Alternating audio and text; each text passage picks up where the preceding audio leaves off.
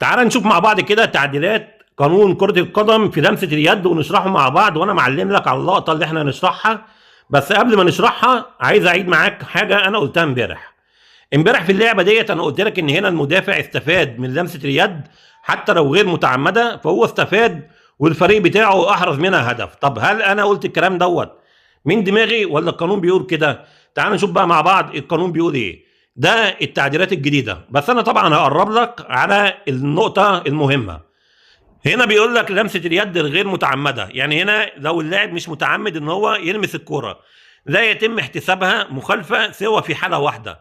يعني الكرة لو غير متعمد جاية من الارض او جاية من السماء او جاية من اي اتجاه، مفيش اي تعمد ان هو يلمس الكرة، ما تتحسبش لمسة يد الا في حالة واحدة. ايه هي الحالة؟ بيقول لك حين تتسبب لمسة اليد في تسجيل هدف او خلق فرصة للتسجيل. وده اللي حصل في مباراة النادي الاهلي، لما هنا المدافع لمس الكرة وقطع الكرة وبعد كده فريقه قدر ان هو يسجل هدف. يعني هنا القانون بيقول لك طالما اللاعب استفاد من الكرة كان لازم تتحسب عليه مخالفة، وده اللي انا قلته امبارح.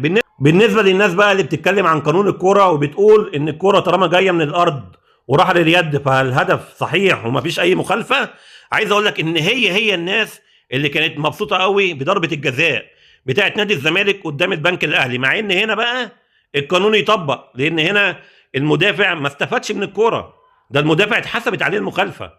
يعني هنا القانون كان المفروض يطبق، لان هنا لمسة اليد غير متعمدة والكرة فعلا جاية من الارض وغير متعمدة واللاعب ما استفادش بيها. ده مهاجم نادي الزمالك هو اللي استفاد لان اتحسبت عليه ضربة جزاء. طبعا حبينا نوضح حاجة مهمة جدا علشان التعليقات اللي كانت امبارح على الفيديو، الناس اللي كانت بتتكلم عن قانون الكرة، فحبيت اوضح للي مش عارف قانون الكرة بيقول ايه في اللقطة ديت. وانا اتكلمت ان هنا المهاجم استفاد بلمسة اليد.